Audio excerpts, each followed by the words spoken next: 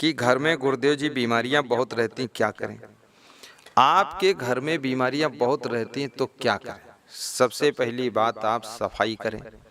घर की सफाई, घर के सामान की सफाई, बिस्तर की सफाई, बेड को भी फिनाइल में कपड़ा भिगो करके बेड, दरवाज़ा, खिड़की रोज पोंछिए। कीटाणु, विषाणु, बैक्टीरिया, वायरस ये सब नहीं रहना चाहिए। घर के बाहर जो गेट है उसको भी साफ कीजिए, गाड़ी को भी साफ रखिए, गाड़ी के अंदर जो सीट कवर है उनको भी साफ रखिए, क्योंकि बीमारी पैदा होने का कारण मुख्य रूप से गंदगी है और बीमारी आने का कारण मुख्य रूप से आलस्य है। यदि आप एसी की हवा ज़्यादा खाएंगे, कूलर की हवा ज़्यादा खाएंगे, आपके शरीर में सूरज की रोशनी नहीं लगेगी, आपका शरीर गर्म नहीं हो पाएगा, तो आपके अंदर बीमारियां सब बैठी रहेंगी। ज़्यादा बीमार होंगे, पसीना के माध्यम से बीमारी निकल जाती है। पानी ज़्यादा पीजिए, भोजन कम कीजिए, हंसिए भी, हंसी खुशी का वातावरण बनाइए, अनुशासन में रहिए। और मांस, मछली, अंडा, ये नशा व्यसन खाना पीना बंद करिए। नशा करने से फेफड़े सब खराब हो जाते हैं, किडनी भी खराब हो जाती है, कितनों के लीवर खराब हो गए। इसलिए नशा भी मत करिए। आलसी बन करके घर में बैठे मत रहिए। मेहनत करने से दो फायदा है, एक तो उन्नति भी होती है और दूसरे स्वास्थ्य भी अच्छा रहता है। शाम को ठंडी चीज़ें मत खाइए और सुबह जल्दी कुछ खाइए। हो सके चाय काफ़ी छोड़ दीजिए। और यदि संभव है आपसे तो दलिया कभी कभी बना कर खाइए। मीठी चीज़ें कम खाइए, थोड़ा नारियल खाइए।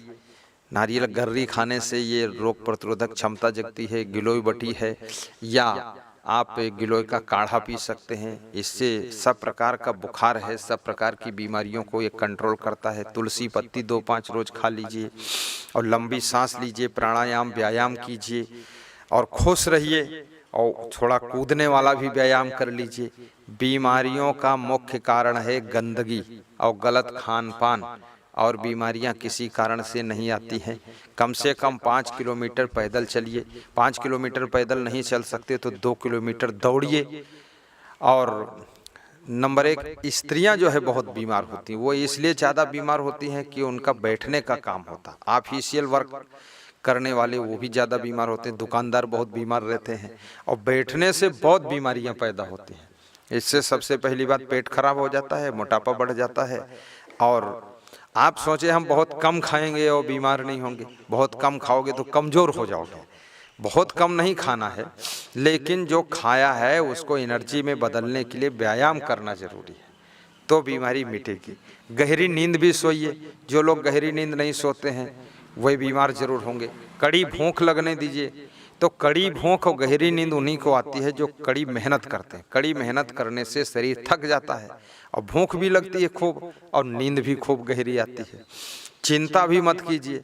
रात दिन सोचते रहते हो, चिंता करने से कोई समस्या का समाधान नहीं होता है। समस्या का समाधान होता है विवेक पूर्वक डिसीजन लेकर के सही दिशा में सही पॉइंट पर काम करने से।